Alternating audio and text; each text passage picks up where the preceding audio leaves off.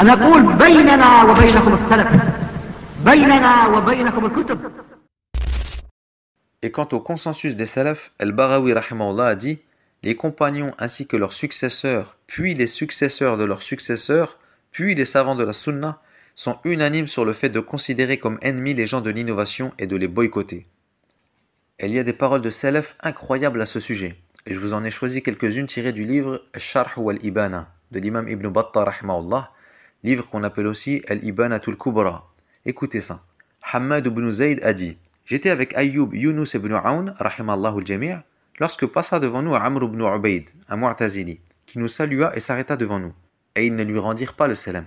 Puis il partit et ils ne le citèrent même pas. En gros, comme on dit, ils ont fait comme s'il n'existait pas.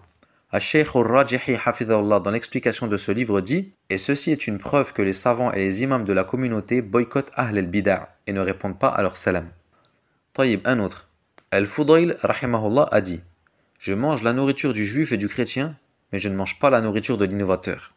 Cheikh al-Rajihi nous dit: ceci non pas parce qu'il est mécréant, mais parce qu'il a des shubuhat, et donc le fait de s'asseoir avec lui ou manger avec lui est un risque d'être imprégné de sa bid'a.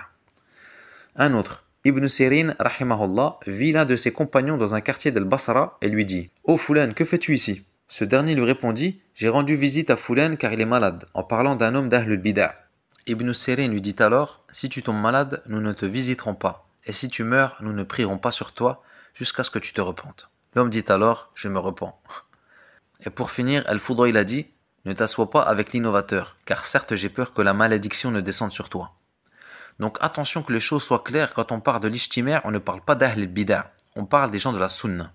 Et les gens de la sunna, ils croient, comme vous le savez, sont peu nombreux. C'est pour cela qu'Al-Hassan al-Basri rahimahullah a dit: ya ahl as-sunnah taraffaqu yarhamukumullah fa innakum qillah. Ô gens de la sunna, soyez doux entre vous, car certes vous êtes peu.